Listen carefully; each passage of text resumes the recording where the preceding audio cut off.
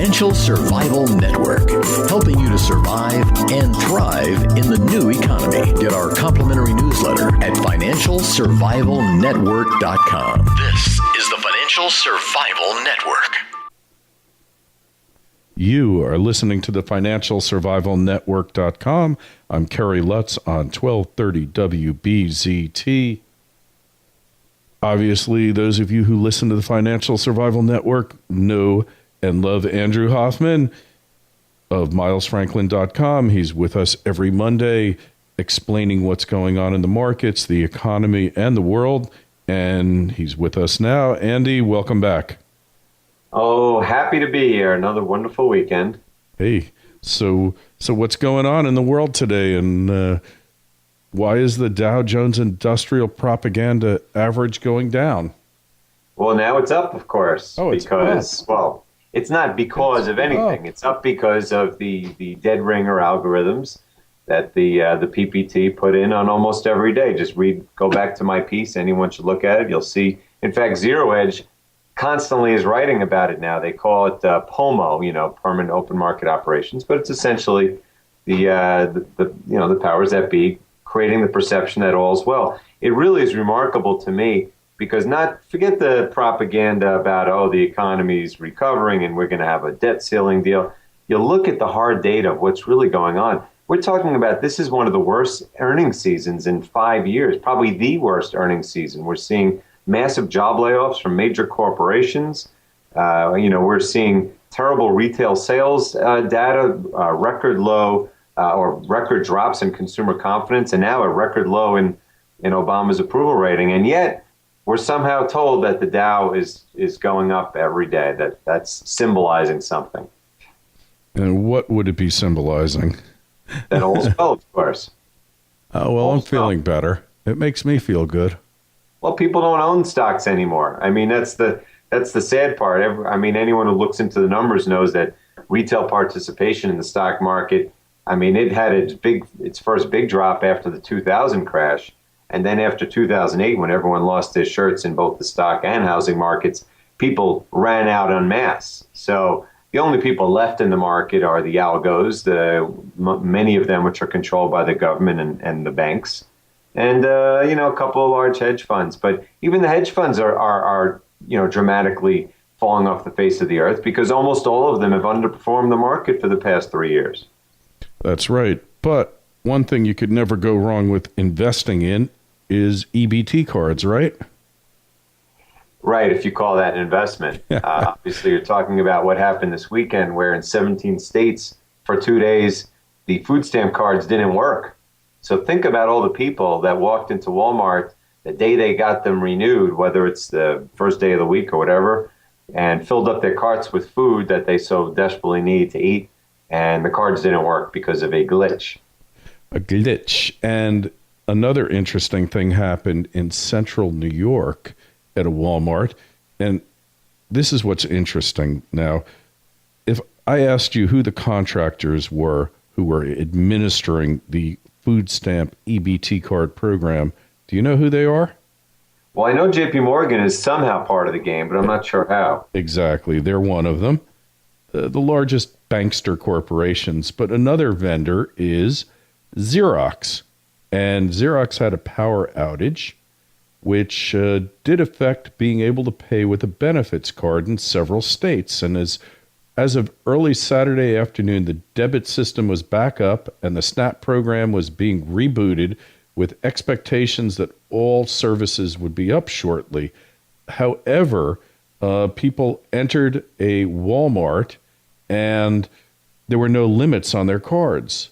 So they go into the Walmart and it's like Christmas came early. They just raided the shelves of the Walmart and cleaned it out. And Walmart let them do it.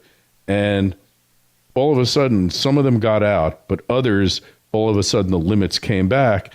And it's like, can't buy all that stuff. Christmas didn't come early for you. And they had to leave their shopping carts full. Well, the majority of people do not get the Christmas, of course. The odds of that happening are tiny. The odds, however, of your card not working or in the future not being able to spend because the money is not worth anything are dramatically higher, and that's what the majority of people are going to see. This glitch this weekend is just a test run to me of the kind of social events that you could see occurring throughout America as the dollar starts to lose its purchasing power much faster. And the news out of China this weekend is just incredible. I mean, they not only created this $60 billion swap agreement with the European Central Bank to get around dollar transactions, but they literally the PBOC called for a new global reserve currency and said we need a new world that's de-Americanized. We're tired of these Americans kind of screwing the world up. I mean, if that's not screaming to people what's coming soon, I don't know what is. Yeah, and unfortunately, the world is so invested. Yeah, they'll make these feints, these swaps and all that, but unfortunately, it's going to be too little too late because we're already in the last phase of this decline, and really, there's not going to be much out there to stop it, is there?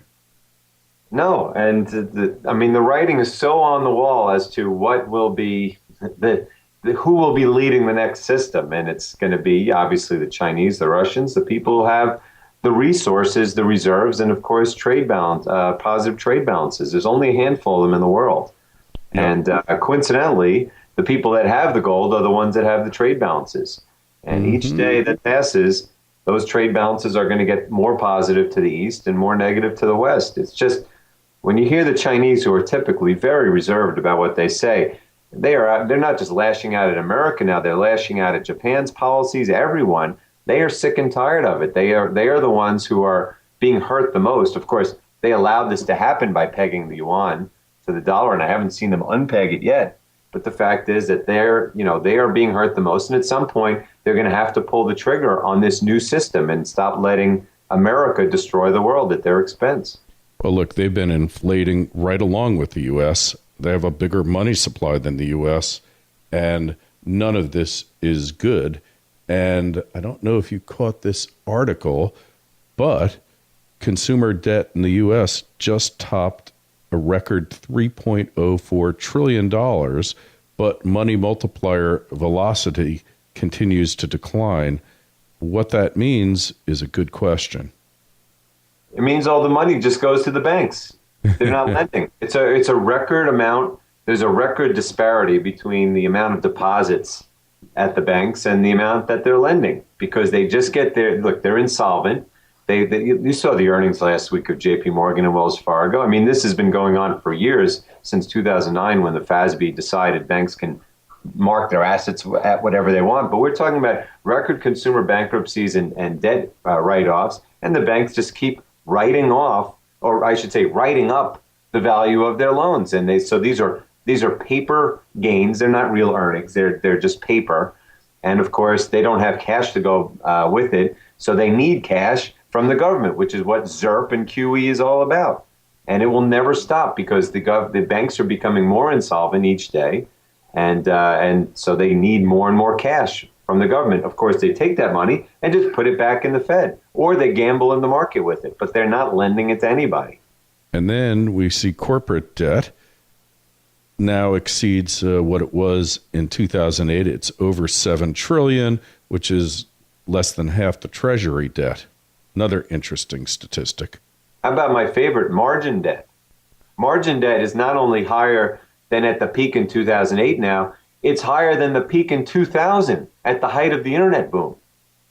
Mm-hmm. And since, as I said, that there's only a handful of players still in the market, it's not retail. We're talking about these are government accounts. These are the biggest hedge funds, and they are obviously massively long. I mean, it's really beyond belief to think in this kind of environment, with these kind of record valuations to the stock market, that we can have record margin debt. But this is the moral hazard that's been created by a market that's solely kept up by printed money and plunge protection. Yep. And then labor force participation in the U.S. is the second lowest in modern economies. Only Mexico is lower, and it's accelerated its decline, which started in 2009. That's right. That is the true measure. If you want to look at, I mean, nothing's perfect, but if you want to look at what the best measure is of the U.S. employment, that is it. And I don't know how that would translate if they actually, took the numbers from that and put it into NFP reports, took out the seasonal adjustments and the birth death model. But I assure you, the real state of U.S. unemployment is mirroring that labor force participation rate.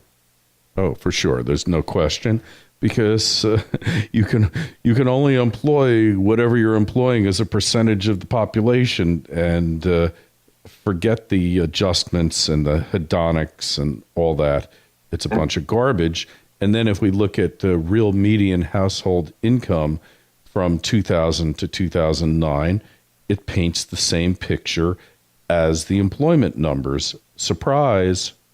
Yeah, real median income is down to levels from 40 years ago. And think about how much inflation we've had in the past 40 years. So, I mean, that's why you don't have any more single family earners anymore. You have to have two spouses working. If you have two spouses anymore, since the divorce rate is so high, et cetera. I mean, it's this is how inflation boils, like frogs in a pot. People don't realize that they're being raped, but they are over years.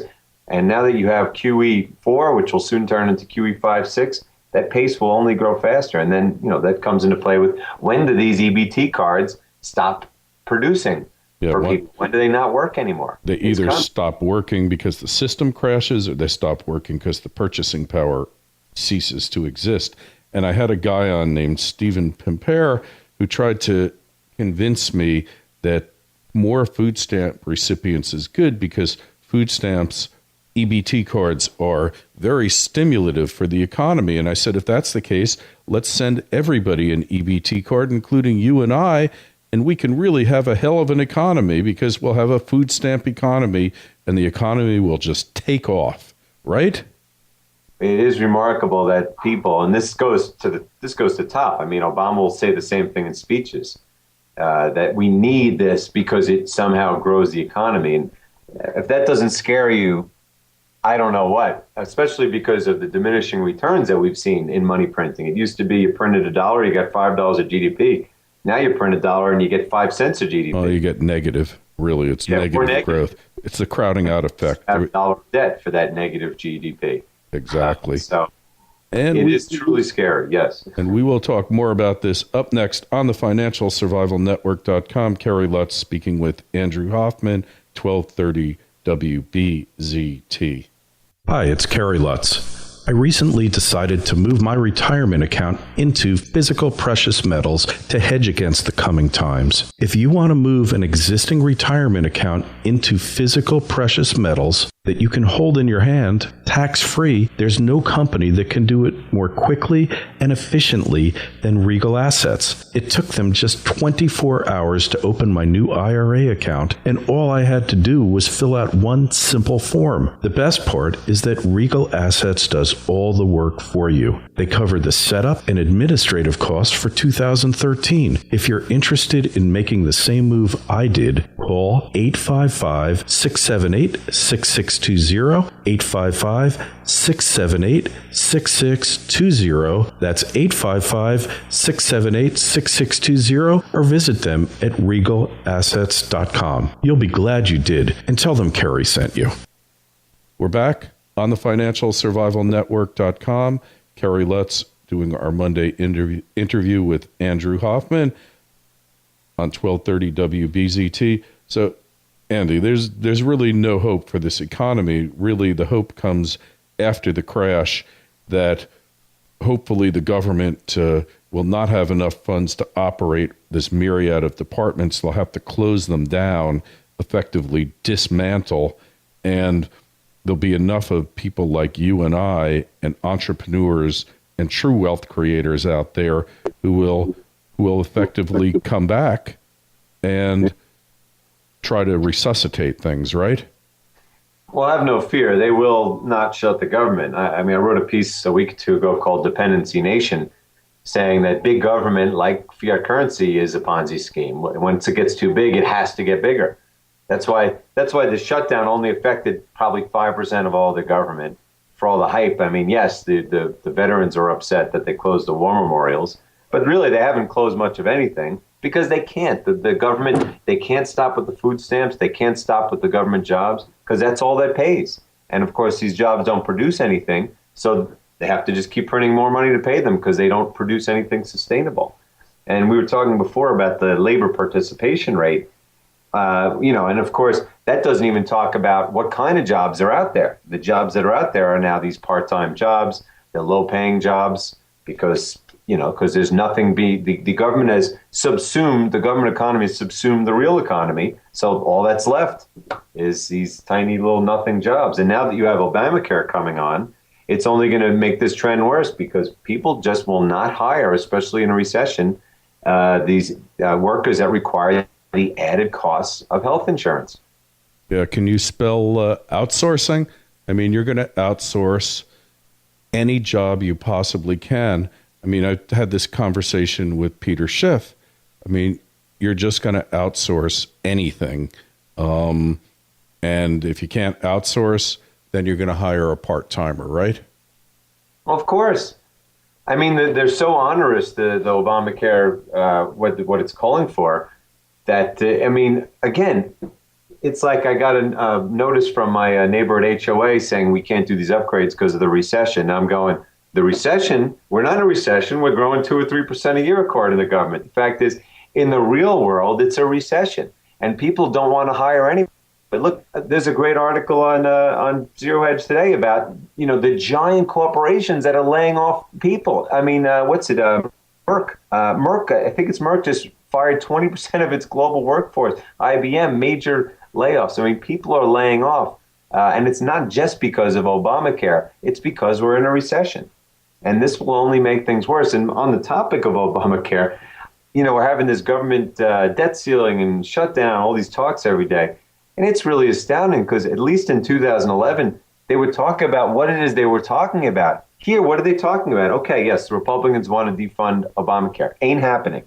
Senate will vote for it. Obama will vote for it. It's in law, the Supreme Court. So I'm not sure even what they're talking about. They're not going to shut the government over Obamacare. So aside from that, what is it that they're talking about?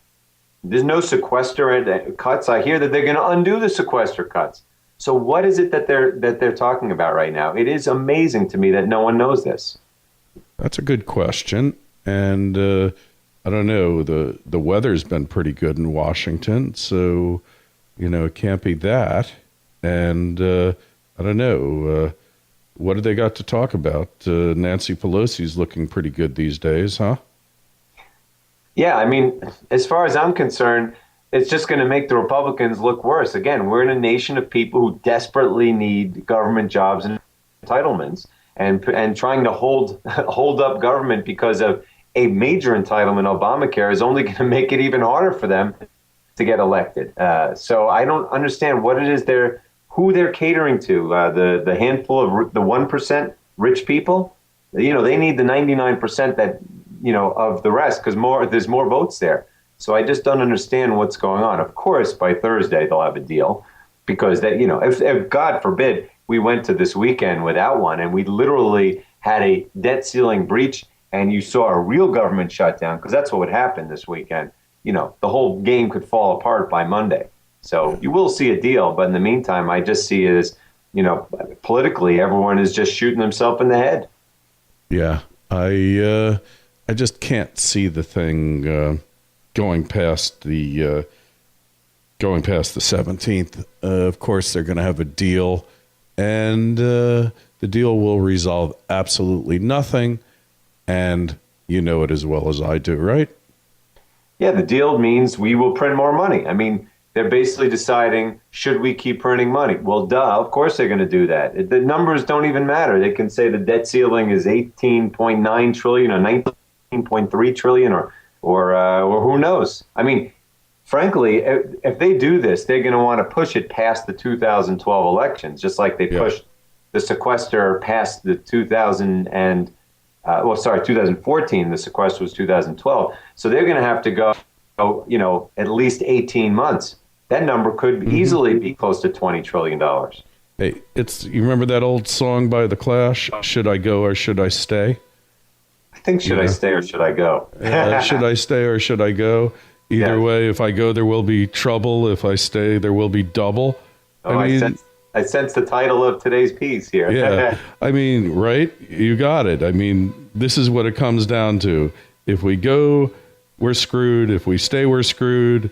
And if we do nothing, we're screwed. If we do something, we're doubly screwed.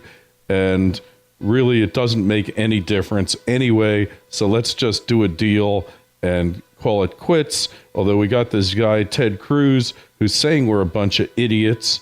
And if we do the deal, we'll just be pretty much confirming exactly what he said.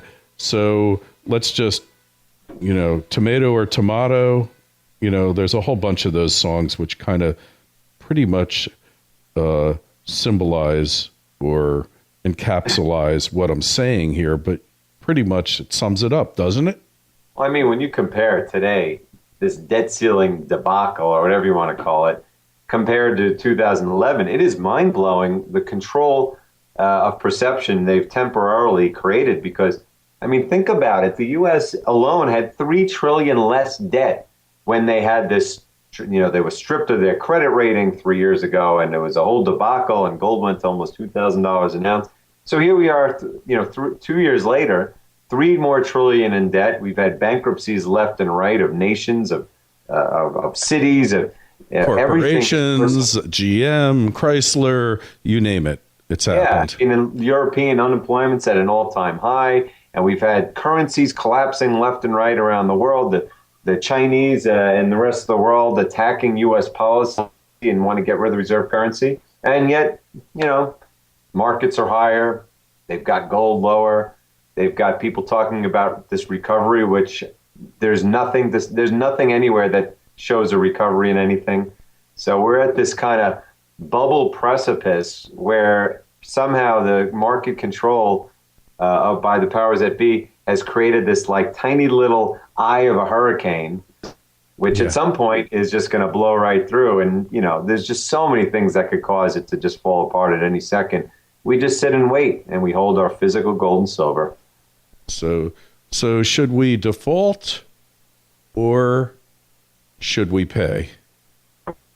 Well, you have to pay. I mean, why end it now when you could end it later and make it worse? I mean, these are politicians. They need jobs. If they say, oh yeah, okay, we'll push this to next week and default just for the hell of it, they'll all be voted out of office in the next election, every one of them. So why not just vote for a deal? And I saw an incredible thing. I don't even know where I saw it. Maybe it was Jon Stewart, where it said the incumbency rate in Congress is like 90%, generally speaking. That's correct. So you literally can't lose no matter what you do. Yeah. Well, you definitely would lose if the EBT cards stopped working. That much is for sure. Yeah, and which is what would happen if there was a government default this week. Yeah. So you would lose then. And if the veterans payments stop going out and the Social Security payments stop going out and if there was no cop on the beat on the corner, you would lose for sure. So therefore, a deal is imminent. You know what? I won't say the person's name, but someone I'm very close to I spoke to this weekend, and she knows very well my views of the world and the government and everything, but she just ignores me. I have to say anything anymore. So when I spoke to her this weekend, she said, well, how about this horrible government? This may jeopardize my Social Security. And I go, so it only matters what all the horror they're doing when it affects you personally. And this is exactly what you're talking about. If there is a debt ceiling default or whatever you call it this week, it will affect everybody. And we'll be thrown into a massive depression instantly, which is why nobody, not even Ted Cruz, wants to be known as the man that broke the system, period, which is why the deal will be cut. Everyone will hold their noses and sign on. The deal will be done, period. Unless there's somebody out there who's insane, and I won't say who decides that, they will play their fiddle or play their iPhone or their iPod while Washington, D.C. burns. And if that's the case, then it'll happen, and all bets are off, and you better get your AR-15 out. I doubt that's going to happen. Not a chance in hell. Probably not. I'd say the odds of that are less than 5%, but never underestimate the insanity of some people. Well, put it this way. I said the odds of a government shutdown were 0. But then again, I didn't realize that this is not really a government shutdown. We've learned that they've only shut down about 5% of government. So this doesn't really count. Which is the theme of last week's Financial Survival Network newsletter. When is a government shutdown not a government shutdown? Right. Right. But if they don't have a debt ceiling deal, it really will be a government shutdown, because they will be forced to stop the Social Security and food stamp payments, because they will literally not be allowed to borrow any more money. Yep. And that will be that. On that note, Andy, it's milesfranklin.com, financialsurvivalnetwork.com. Go there, sign up for the newsletter. You don't want to miss it. This week's going to be a good one, I promise. All right, Ann, till next week. Absolutely, Kerry.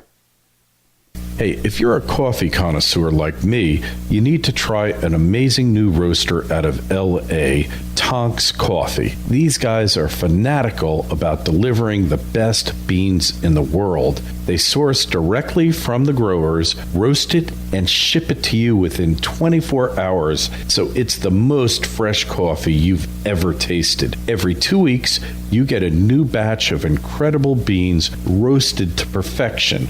If you're hitting a cafe most mornings, this is a much better and more economical way to get great coffee. Tonks is by subscription only, and they're offering you a free sample. Use the URL tonks.org/liberty. That's TONX.org/liberty. Get some for yourself or send it to someone you know who appreciates the finer things. Tonks.org/liberty. Again, TONX.org/liberty. The Financial Survival Network, helping you to survive and thrive in the new economy. Get our complimentary newsletter at financialsurvivalnetwork.com. This is the Financial Survival Network.